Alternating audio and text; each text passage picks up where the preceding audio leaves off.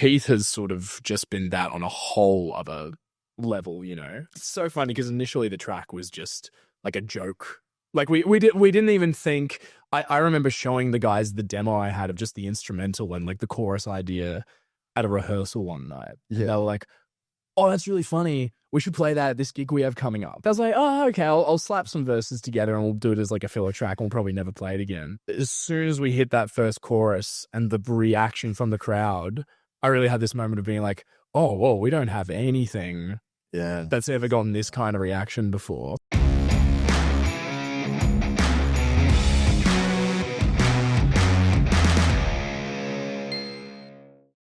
Welcome to the Creative Creatures. Liam, it's good to have you in. I love the band. Cheers. Not usually I would say my go is kind of the punk rock kind of genre.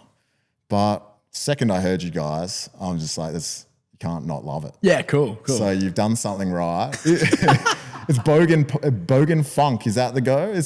Would you say there's a bit of ska in there, or It's all sorts of things, man. I think we love to just like genre swap heaps, you know, and I think the whole joke of calling it like bogan funk is it kind of means that we can actually just make whatever we want and then just sort of say, "Oh, it's bogan funk," you know what I mean? You guys came up with that, or was that coined by someone else? No, I think there was like right when the band launched and I was sort of trying to market the first single, I'm like, how do I try and describe to people what I'm doing here? So bogan funk was kind of the idea. It's sort of like we're a band of guys who want to sound like Earth, Wind and Fire, but we grew up playing Cold Chisel in pubs. Okay. You know what I mean? Yeah, I was wondering how you land on this, but you're a fairly recent band, right? Yeah. Like 3-4 years or so? Yeah, man. We only launched in 2022, like April 2022. Jeez. So it's been a whirlwind. Absolute whirlwind. Yeah. And like obviously all of us had, like plenty of bands before this and stuff and have been doing it a long time. But this particular project, like I sort of wrote the first album worth of songs in COVID, and sort of the plan was to launch it once that ended. And do you think that was driven by like what makes it different to your other bands? Is it that you nailed like different songs and you're like, this is why, or is it you put more effort into it, or is it the fact it works on social media, or is it like the different group of people you've had together, or all of the above? But if you had to pick one, what is it that's made this one like noticeably different to others? Oh yeah, and it definitely is. Like it's been a totally different experience. It's hard to sort of pin it down. I think it's an accumulation of all sorts of different things. Like probably like really strong social media strategy has honestly like been the biggest thing. Like it was initially going to be like the joke side project. Like I never imagined it would take off and become like our full-time thing, but like I sort of said to myself, oh man, if I'm going to start another band, the last thing I want to do is to, make a Facebook post with a link to our new Facebook page and be like, oh guys, if you could just like our new page, I'm like starting a new project. Yeah, like I was like, I want to come straight out the gate with like a music video and a single right away and like a really strong brand so that people just sort of kind of can get excited right away. I think hype is like a real thing that you can manufacture, and that's been a big thing for us. So I was going to ask about that a bit later, but seeing as we're here, I used to be in a band, and I feel like back in the day, there used to be MySpace, but really you just chuck your songs up on MySpace. But these social media is way different now, TikTok and all that kind of thing. To get traction in the day, you used to have to bands would have to start out, play to empty halls. The way to get your name out was to just keep kind of touring and that kind of thing. Whereas I'm wondering if now, a little bit out of touch, but on social media, like kind of what you're saying, do you start there, you bring out these video clips and everything, and then was it a little bit more like you start playing shows and there's already people that have seen your stuff online and stuff, or do you still have to go through that grind of the empty halls and that kind of thing?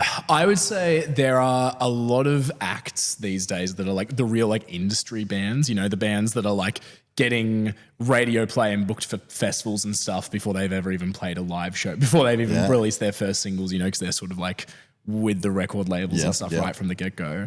I feel like something I often notice with those guys is they'll come out and they'll have these tracks and they'll get millions of streams on Spotify and radio play and stuff like that. But then you'll watch like the Instagram stories of like their first headline show. It's actually quite a small room and there's not a lot of people there because they haven't really done that grind. They don't have that organic groundswell. Yeah, but then by the same token, there are other bands that are absolutely killer live that everyone loves to see, but they have such a sort of absence on social media that The other way it's around. really hard. Yeah, they sort of hit a ceiling. So we've sort of tried as much as we can. And it sucks because it's like being a muso and writing songs and performing is like enough work as it is without throwing marketing expert in there as well and trying to work out how to do that. But no, we've sort of tried to just like have a really strong presence the whole time. My attitude has been like, you know, I'm a huge fan of, you know, whether it's like The Lonely Island or Auntie Donna or all these like just like great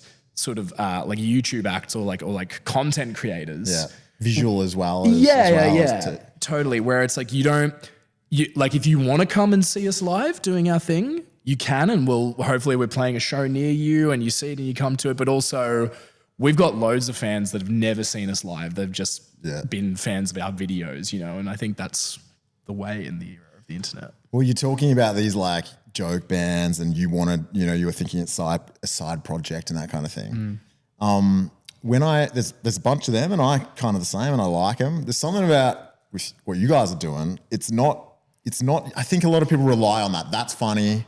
That's easy. People get the joke and then maybe they kind of leave it there. But the songs are legit, seems to be meticulously planned and like, you know, a real effort into actually making everything flow and feel like great and well crafted. Yeah. So I think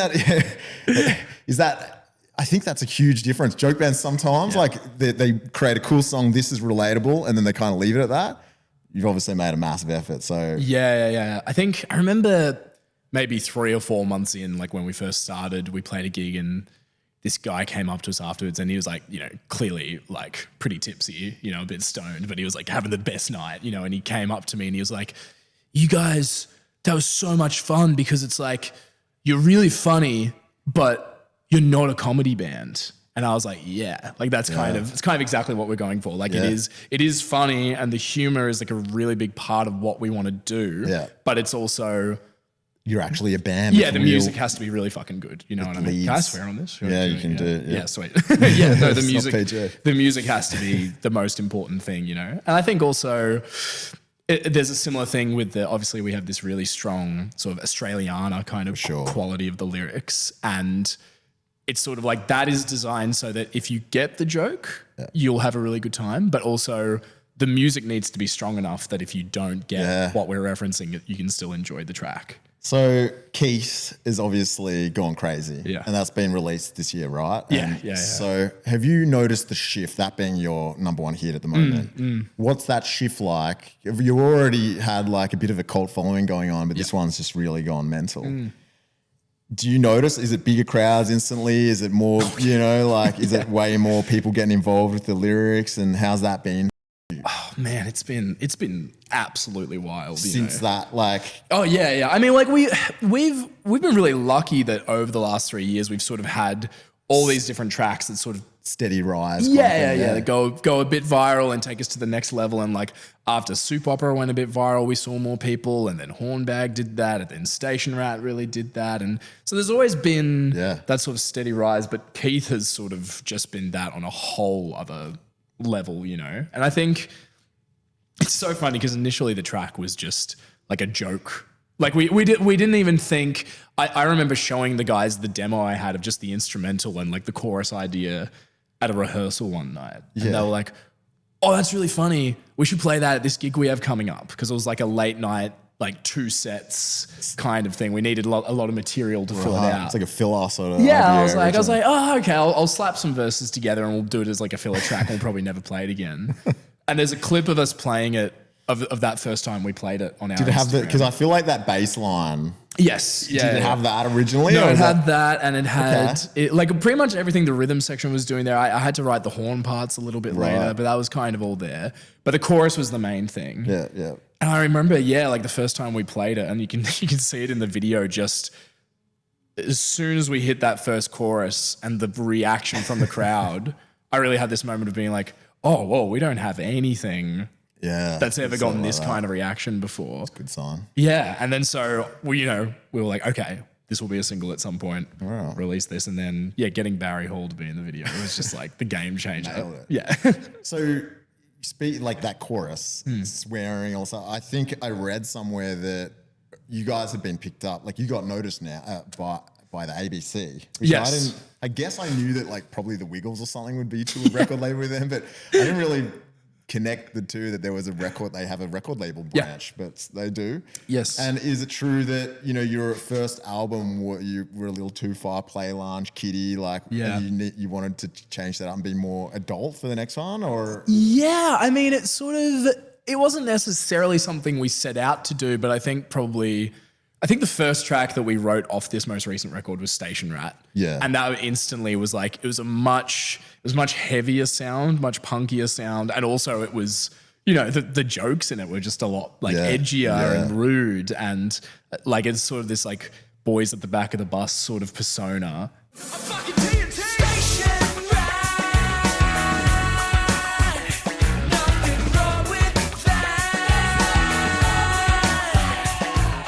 That sort of started to come out, and did you have ABC with you at that stage, or only after? Not for Station Rat, right? Okay. But Station Rat was the track that sort of did big enough numbers that we were able to get a meeting with them. Yeah, okay. And sort of like they were really keen to work together, and we were really keen to work with them. But you know, we were sort of like, is this really what the ABC is like around to fund? And they're like, yeah, absolutely. And like, there's like some fucked up lyrics in that song. So we were kind of like, well, there's nothing, we're not going to get any more inappropriate than what's on this track. Then maybe we did get a little bit, but you know, I love the idea, man, of like, part of the reason I wanted to call the album Sex Ed was because I was just like, you know, the idea of making something this outrageous and the fact that like the ABC is backing it. Well, that like you paid for it. Like you know, it's like the taxpayer dime has like funded this thing. I just think that's hilarious, you know? Yeah, so you've been described as being painfully specific about Melbourne life. Is that translated, you know, you've got mentioned in Hotham Street and Frankston Trace and Baronia and everything. Yeah. Has that translated as well to other states when you go on tours?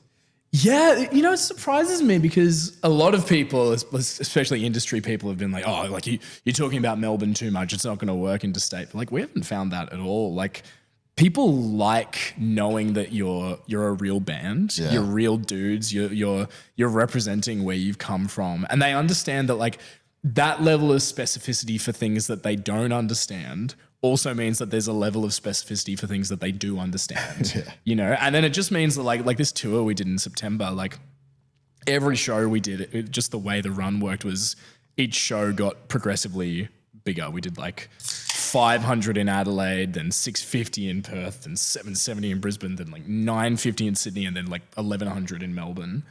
And by the time we got to Melbourne, after having played these shows everywhere, we'd kind of forgotten how specifically Melbourne a lot of the lyrics are. And so there was like, I remember in the second track of the set, like there's a track called Get Around It, and there's a lyric in it where we sing like, just the boys from the Dandenong Ranges. And in every other state that had just sort of been another lyric. But when we sang that in Melbourne, the whole room just erupted for it, you know? And we're like, they're all probably from there. Yeah, it's hilarious, you know? Yeah, that's it. So Keith is really what's got you going like into this sort of mainstream, like he heard a knock and opened up his door, shocked and perplexed. Tracy Grimshaw. How does a song like that come together? So I've been to Hotham Street, I've lived around those areas, and I think we've all had a neighbour like that. So is it based off like just experiences throughout your life, or is there someone were you living in a share house at the moment? Always been living in share houses, and like with like different members of the band and stuff like that. Okay. And like, like everyone's had crazy neighbors like this, you know what I mean? And like, we were just sort of like, this is like a hilarious sort of like situation for a song. Just like, I think also just like the aggro Aussie bogan male is like a really, I feel like undocumented character in pop culture. And so we love the idea of sort of putting that together. And then by the time we were actually shooting the video and like, you know, we got like, you know, ex-AFL player Barry Hall to be in the video. Like when he came to set. How did that come about? Did you reach out to him or what? Yeah, we emailed, we DM'd him on Instagram first. Like I think our manager just like DM'd him randomly. And had the song come out of that stage? No. It was like we sent him a Dropbox link. Yeah. And he replied like virtually straight away. He was like, hey boys, this is really funny. What would you have in mind? And then we had to be like, we want you to to be the guy. We want you to be the angry man Should of be the obvious, song. but yeah. And he was like, yeah, cool. And then we, sent him an email with like what we sort of want to do specifically. And he flew down from the Gold Coast for the day to do it. We only had him on set for like 4.5 hours or something. Like we had to just like absolutely like bang it as soon as he got there. But no, he was great. And we kind of joked like it wouldn't matter even if he was a bad actor.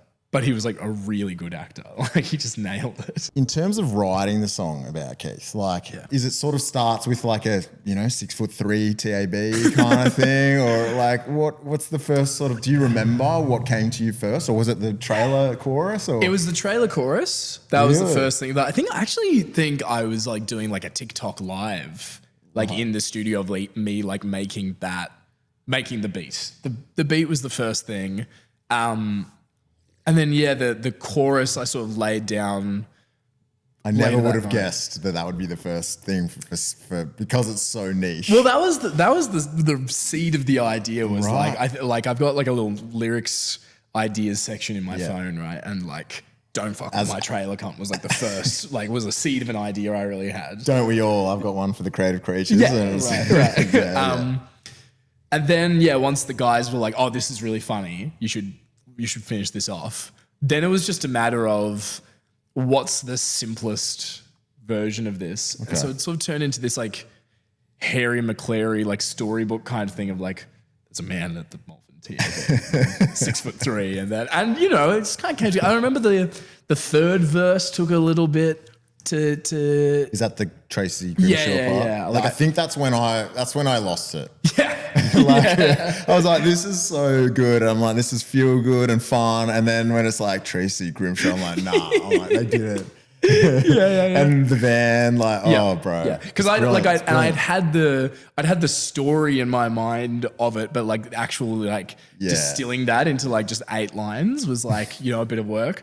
But I remember when I got his eyes were locked deadpan, staring at the camera crew and where they parked the van. I was like, oh, we're so on here. But Keith wasn't listening. His eyes were locked deadpan, staring at the camera crew and where they parked the van. That's the exact part where I'm just like, nah, this is ridiculous. Like safe. Yeah, totally. So good. So you've got it's a decent sized band. I'm a Scar fan, so I've seen some big bands. It's like 6 members or something? 7 of us. Yeah. Sometimes 8. Yeah. How does that boiling pot of these different characters and everything like come together? Some of it's a share house, but they're all obviously talented.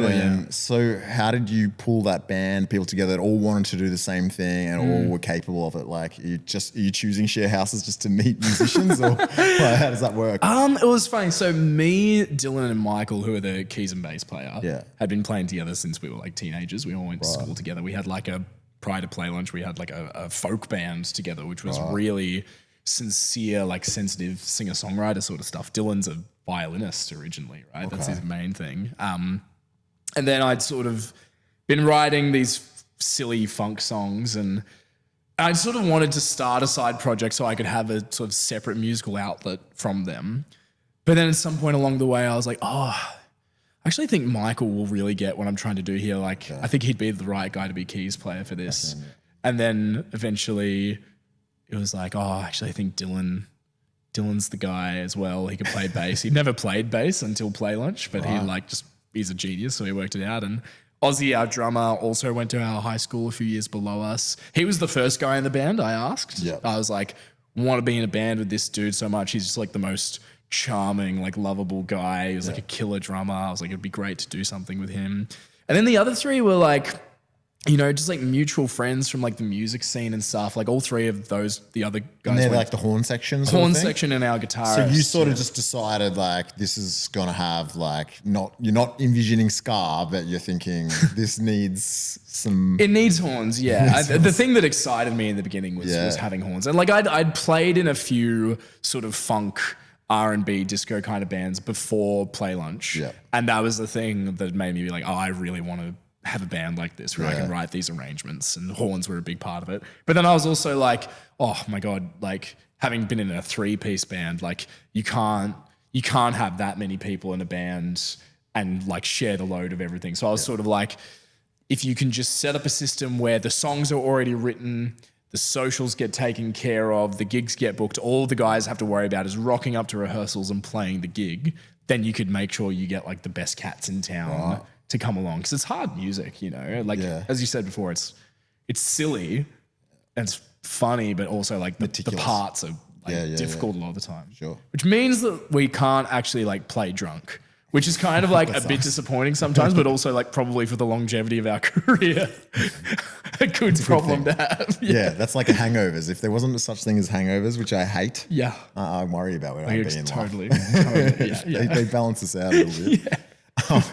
Yeah, because you're like super confident on camera and you're doing dance moves and choreography and everything. So that's come from being in a multiple of different bands and maybe being on camera before, or were you a stage actor or some sort of drama? Like, I was definitely one of those like annoying theater kids growing up. Like I always did a lot of that. But I think it's funny, you know, the whole like sort of persona that we have for the band, like me especially, like, it's not really something I didn't start the band because I wanted to be like that. You know, it was more that these songs sort of started like coming to me and I sort of realized that like, there's not really going to be any other vocalists who I'm going to be able to get to do this. Okay. It's probably going to have to be me. And then you sort of realize like, this song is only going to work with this kind of energy. And then over the years, we've just kind of gotten better and better at swallowing our pride. And I remember when we were shooting the music video for Boys,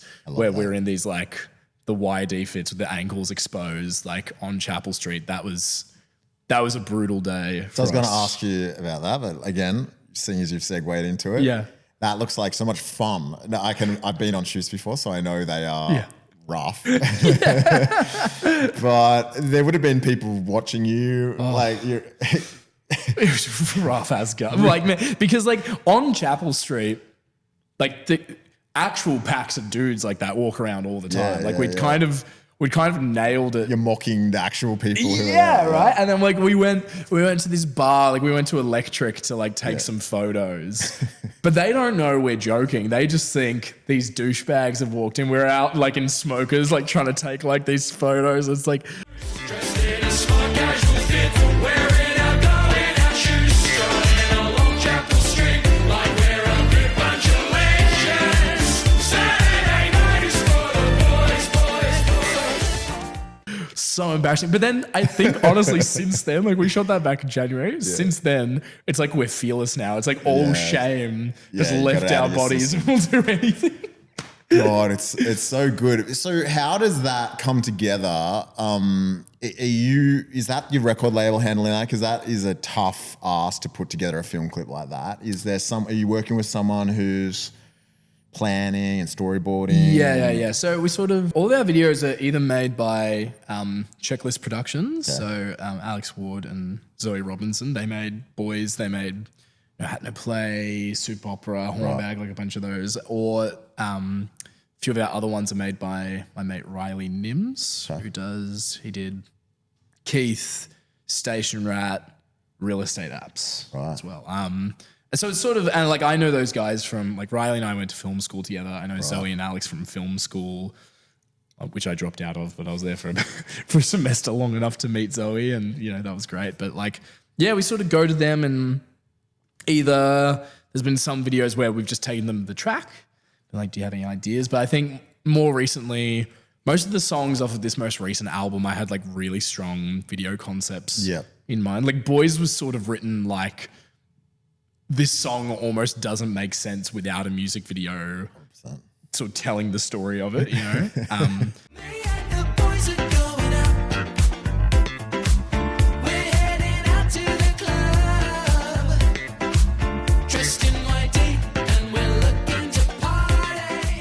It's a bit like In-Betweeners vibes. Totally. And it's just like, because I had been living north side, but I ended up like moving south side for a couple of years and like having a studio there. So I started being on Chapel Street a lot more and just you'd go out and you'd just see these blokes around. It's definitely south side blokes, isn't it? It's not north side. It's Chapel. That's so good. Yeah. So I was going to say just the name Playlunch. it's sort of Aussie. I don't think they call it that in like the States or anything like that. And it brings like nostalgia and it brings like a very Aussie, like it just reminds me of all the silly hat, which, you know, I know you have the song, but also Tiggy and the lunch orders and giving each other Chinese burns, all this stuff. So how did that come about? Like, how did you come up with the name? The name was... And also fun, which represents you guys, Totally. like super fun on stage. Yeah, totally. The name was sort of the first thing. Like, Right. I remember it would have been 2019 before I'd even written really any of the songs for the band. I was in the car in traffic on my way to a rehearsal for some mate's band I was playing in at the time, and somehow I don't even remember what it was, but the name Playlunch popped into my head. And I was like, well, that's a really good band name. Is that a good band name? I remember getting to the rehearsal and saying to the guys, they're like, what do you think about like Playlunch as a band name? And they're like, oh, I don't know. It's always that. You know? I would say even the best band names of all time, like whoever's come up with it has come in and said like, what do you think about Silverchair? And someone would have been like, yeah, okay. Yeah, totally. And I think there are a lot of bands out there that are good enough that it wouldn't have mattered what they were called. But I think for us, like so much of the success we have found has been because there's this like everything we write about and the name Playlunch is so connected, isn't it? Connected and linked. Like I feel like I can't even take credit for it. Like it fell into my like God came down and handed it to the universe. Yeah. So tell me about tours. You're doing tours. How does that come together? Are you in vans? Are you flying? Are you going to country towns and playing pubs? And seeing the whole of Australia must be good, you know, like inspiration for your next songs about the different like, parts of the world. So that's like, it's been one of my favorite parts of this whole experience, honestly, is getting to like explore Australia as well. Like before this band, I'd been to Sydney and I probably went to like the Gold Coast once when I was a kid, but that was about it, you know. But, you know, getting to hop in the van, you know, and drive for 12 hours to play a gig. So all of you are riding in a van and you're riding around Australia in this van? Yeah. Sometimes we're like, these days we're a bit more lucky. Sometimes we get to fly and that's like very fancy, but like we're gearing up to do another regional tour soon and we're all like, oh yeah. It's funny. Going back in the van again. It's funny. I was talking to Bowling for Soup in the States. Oh yeah. Yeah. And he was like, couldn't quite comprehend because he's like, yeah, and then the hardest part of our touring career is when we had to change to flights. And I'm like, that kind of sounds dreamy, dude. And he's like, but he goes, no, because for them, they go, we had to wake up early. And then it was just in getting to the airport and all that. And he goes, it was way better in the vans. But I'm like, I guess your cities over there, their cities are like 2 hours apart. Yes. Or whatever. Yes. Yeah, it's 12 but or more. That said, I kind of understand like this last tour that we did, like the whole process of you wake up at the crack of arse, you all gather at someone's house, you pack the cars, you drive to the airport, 5 of you get out of the cars, take all the luggage in, while 3 of you that were driving the cars take it to the long-term car park and find parking, then you take the shuttle bus back, then you get to the airport, you fly to the city you're going to, you arrive, 2 of you go and pick up the rental cars you're getting while the other 7 have to get the 32 pieces of luggage that you've got put through. You drive to the accom, you drive to the venue, you load it all in, you set it all up, you do sound check, you do a few interviews, you do like a meet and greet thing. It's not until like 8 p.m. at night that you get some time off. And then you've got probably an hour and a half before you need to go on stage. I'm tired just thinking about it. Yeah, play 90 minutes. And then you need to pack everything up, reload the van, then drive back to the accom. You're lucky to get back to the accom any sooner than like 1:30 a.m. And then like when we were in Adelaide, for example, we had to wake up at 4 a.m.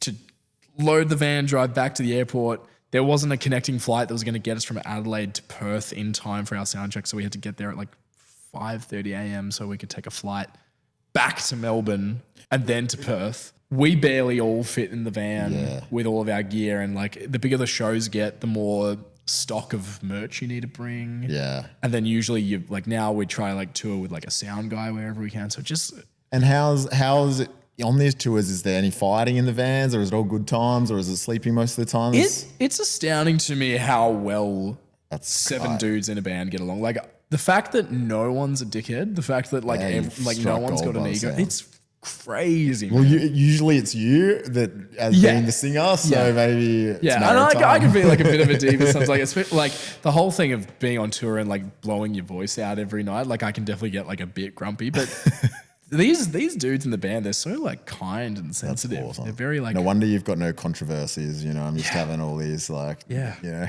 Yeah. Okay.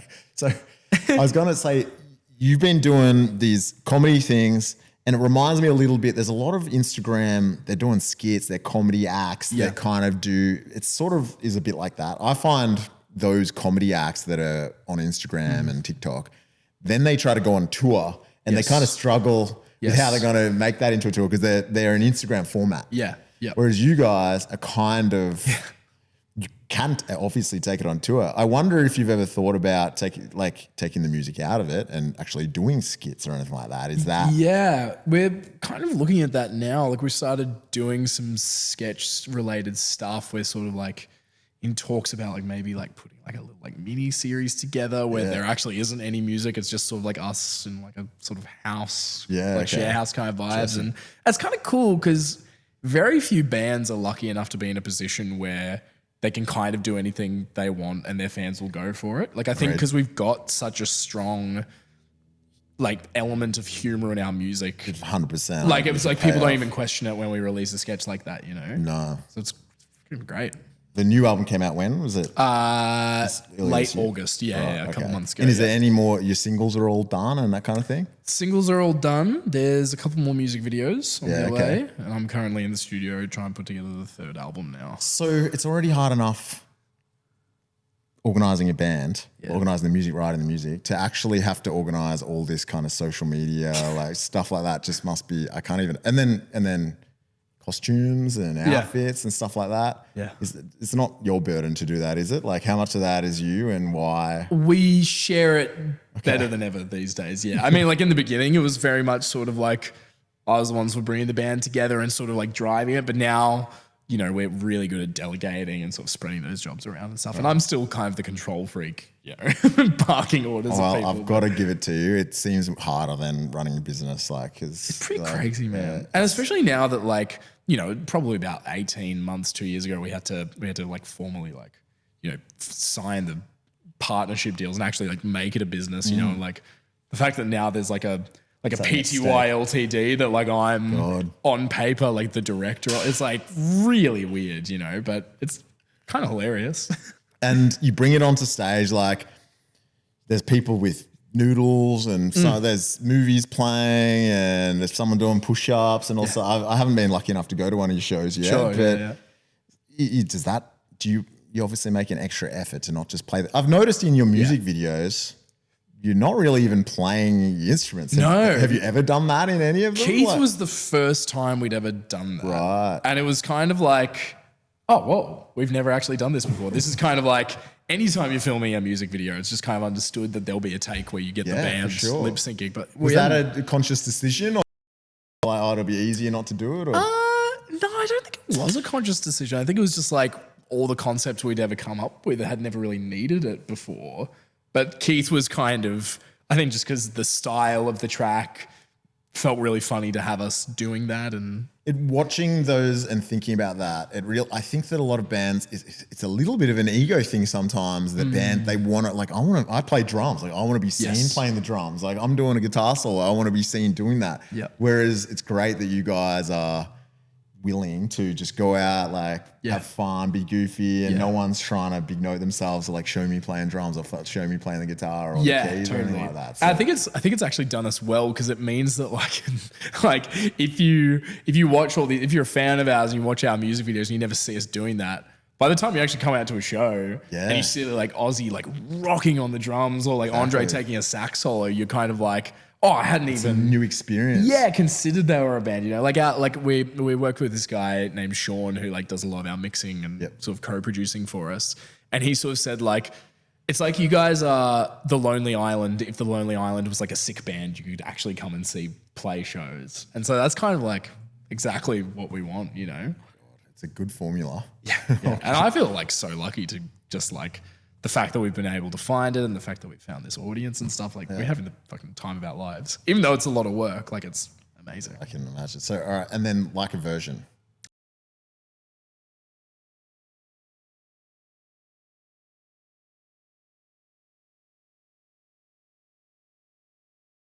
that was a few months ago. Yeah, very recent. So tell me about that. I don't really. How does it work? Do you get one take, and then there must be heaps of pressure going on, and Yeah. And how did you choose the song? So just take me through the experience of that. Yeah, it was pretty scary, man. Because like every Aussie kid that's interested in music dreams of doing like a that, version. yeah. Like I've been thinking about it since I was 14, 15. Is that when you years old. decided that would be your song? When Well, you were 14? no, Like, that is we what I wanna had do. we had like a sort of a section in my phone that was just like 30, 40, 50 ideas of different songs we could do. It was sort of the corkboard with the red string of what's the perfect kind of song, because I think even though it's like always great to hear these acts come through and hear what they're doing, what they put their spin on, I do think that there's like a little bit of a functional thing where if you've never heard of the band and you've never heard of the song, you probably won't watch it, whereas it's like if you don't know the band but you know the song, you're likely to check it out. So it's important to us that we had sort of a song that everyone knew to sort of make the most of the opportunity. And we were sort of like something that I always feel like it works best when it feels like a track that you could have done as an original song if it didn't already exist as someone else's song. And so I think we were all at a party one night and It's Raining Men came on. This is it. And I was like, oh, I'm going to add that down. And I was just like, yeah, like it's kind of got this, it's like a really sick disco track that's like really interesting musically, but it's also kind of got this novelty comedy. It's a similar thing. It's like, this is a funny song, but it's not a comedy song. Exactly. And they hit us up and I think we had like 10 days or something to put it together. Like they don't give you long, and we were in the middle of rehearsing for tour at the time. So it was kind of like 10 days. yeah, sort of like get out the calendar, see what you can cancel so you can make as much time for it. Is that normal, or did someone cancel on them or something? Like that? I don't know. I'm not sure, because that seems rough. I don't think we were one of the acts that they were like making time for. I think they probably had like an empty week and they're like, oh, we can get Playlunch in. They'll say yes to anything, which we will. But yeah, like we all got there and we were like, okay, It's Raining Men. This is really funny. Like we're a bunch of dudes seeing this. Let's get in the wifeys and let's oil up and let's get like real queer coded about this. This will be really funny and and you get in and Did you get multiple takes? they let you do multiple takes. Okay, how many? Like just as many as you I want? think we got maybe 3 or 4 takes. Right, okay. I remember it was kind of like, yeah, you guys can do a few takes of this, and then eventually you sort of say, can we do one more? And then they go, Wow. and you kind of go like, oh shit, we didn't really get it right any of those times, but I think you did. I think you did nail it, to be honest. I think we could have done a little bit better, but people seem to like it, so it's okay. You certainly look. I was like, when I'm watching it, I was thinking the pressure must be far. Do you reckon it was the most pressure? Oh, 100%. Especially because all the other tracks on Spotify that we have, I've been in charge, producing them. So I've never had anyone else mixing our song before. I never, you know what I mean? It's hard to let go of that control and just be like, oh, this is what we did, But seeing the reaction of our fans and a bunch of new fans when it came out, it's just you can't. It's invaluable. It's amazing. Well, you smashed it. Thanks, man. Look, you answered all my question pretty much. Is there anything on your tours? The thing is about you guys is you're such an all-round. I reckon you could play your music to anyone, and I can't imagine anyone who wouldn't like it. So, and you're all such nice guys. Well, I can direct you to some TikTok comments of people who do not like Really? it. Oh, yeah. What something about my podcast is what I've found is everyone leaves me alone for, I guess. But if sometimes people say shit about me. I was doing one about footy. Oh, yeah. And that was when everyone was ripping on me then, and it just bounces straight off me. Yeah. As soon as they say anything about guests on there, oh, I don't like his music or whatever, or I just annoys me so much. Yeah. It's funny how bounce straight off me, but yeah. No, tell me about what people have said negative. It's funny, man, especially on Facebook. Can't even imagine. Facebook is where all the angry boomers go. Okay, yeah. So we get a lot of really homophobic tweets. I think because we're sort of we sort of lean into this bunch of guys. Camp they enjoy being campy and silly, bunch of old blokes that are kind of more like gay lunch, and, and we kind of see that shit and we're like, that's actually hilarious, it's so just dumb that it's kind of amazing, and we I kind of you do you get afraid when you're putting stuff online. Your sort of inner critic comes in and it's like says like, oh, what if someone says this or what if someone says this? I mean, you did have a song called "It's Raining Men." Well, exactly right. Like we're sort of playing into that, you know. But it's funny because it's like you think of the things that you're terrified of someone saying. And then like when you see like a comment that actually says it, I mean, it could be different for other creators, but I know for me, when I see a comment that actually says it, I actually feel relieved because it's out of the way or something. well, yeah, you kind of have this experience of being like, oh, it's not so bad. like, yeah, like it, but also it's like, there was a point probably 18 months ago before we sort of started to get a bit viral where you were dying for someone to say negative in the comments, because if someone says negative in the comments, it means that it's not just your friends and family seeing it anymore. It means it's actually getting to other people. So, and also like 99% of everything we ever receive is really positive and excited and enthusiastic. So the hate comments are just like kind of this extra little bonus along the way. Yeah, okay. Well, something to spice things up. But all right, so on your tours, your journeys, your shows, no hate, no one giving you any grief, just good times. Anything crazy that's happened or anything before we move on? Or I mean, the fun. The tour van is a pretty like if you're driving from, you know, Sydney to the Sunshine Coast in a day, like that's a 15-hour drive, and like it gets pretty. What about the kind of characters that come to especially your rural shows? Like, do you get some odd ones? Yeah, definitely. Or even just like going to some of these country towns and meeting the people there. It's just like you meet these characters, but we haven't done it in a while, but we've gotten in the habit of you pull out the phone and you just like film them a little bit. You just like post it on it, and then you delete it later because you're like, oh shit, we shouldn't have done that. Like you need to get that's those pretty glasses good fun these days where you can film. That's what you need. Yeah. We had this guy like come up to us at a club once, I think in Brisbane, and he was just like, we've got this video of him being like, a little bit of cocaine. And like to us, that was like the funniest thing in the world. We were like, this is why we love tour. It's just like just these random characters. Oh my God. And I'll bet you that would attract something about you guys that I reckon the randos would come to, wouldn't they? Yeah, well, because half the time when we're out, we're wearing these fucking tracksuits. Yeah. You know, and you get drunk strangers come up and like pretend to like drive little cars on you, and you're like, leave me the fuck alone. But also like maybe we're asking for it a bit. I don't know. And I feel like pretty much, it seems like your lab built for festivals. Is that, have you done many of them, or and also bands you played with? Have you had any experience with other bands that you've loved playing with or festivals? Because if it hasn't happened yet, soon every single festival under the sun is going to come for you guys. Yeah. I think this summer just gone, that was sort of the first time that we'd sort of stepped foot into the festival world, which is sort of had been a huge ambition for us, you know, since the beginning. And like, it was great. We probably played maybe like 10 or so like festivals around the place, like smaller festivals, but then like bigger ones like St Kilda Fest and Party in the Paddock. It was like, you know, and like I think the thing we really love is like it's great to play a gig, a headline show for your crowd. Yeah.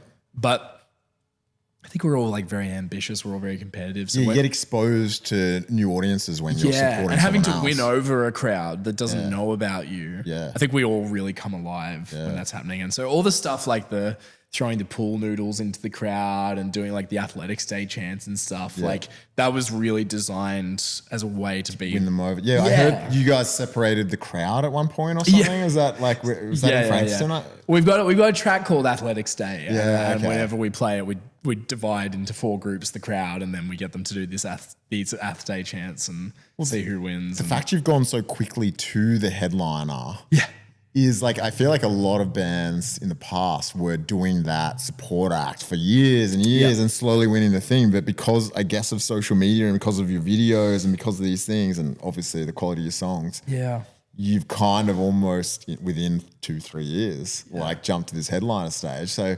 have you done a support act for like a tour as a support act? We've done support shows here and there. Like in the beginning, we did. That's crazy. Yeah, like we did like a handful for like we did support for this great Adelaide band called Wanderers, and Vaudeville Smash was a big one. We did some shows with the Melbourne Ska Orchestra, which was fun, and like here and there we'll do stuff. But we supported the Lake Street Dive earlier in the year, which was like a big thing for us because we were like huge fans of theirs, and it's funny, especially as well with like American bands like that, because they'll like come up to you afterwards and remember the drummer from Lake Street Dive saying to us afterwards, like, I gotta know, what the hell is a station rat?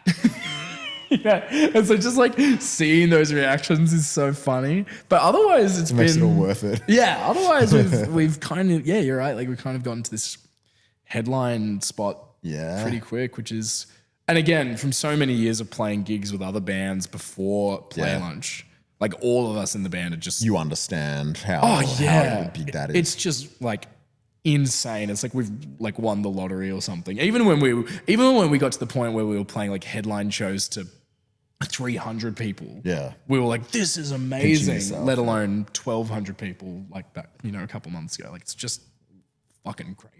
Wow, you got to give yourself and the entire band a big pat on the back.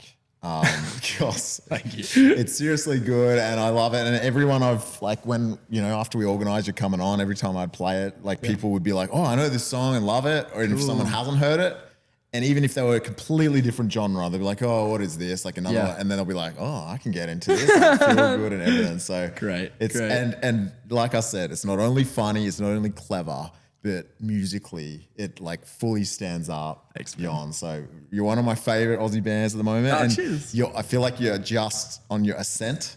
So you got plenty to go. Yeah. And I'll be like there to support you. Hopefully I'll actually get to see you live sometime soon. We'll get you out to a show for sure. We'll get down to the Frankston gig. It'll be sick. Right. Yeah. Appreciate you coming in, man. How do you feel about the Daytons? I have been absolutely loving the Daytons. Thoroughly recommend. Drink Dayton. It goes Very good at Daytons, and especially the juicy IPA. So thanks to Daytons. Cheers. Thank you, Liam. Cheers, mate. Cheers, man. Thanks for having me. It's a wrap. Great.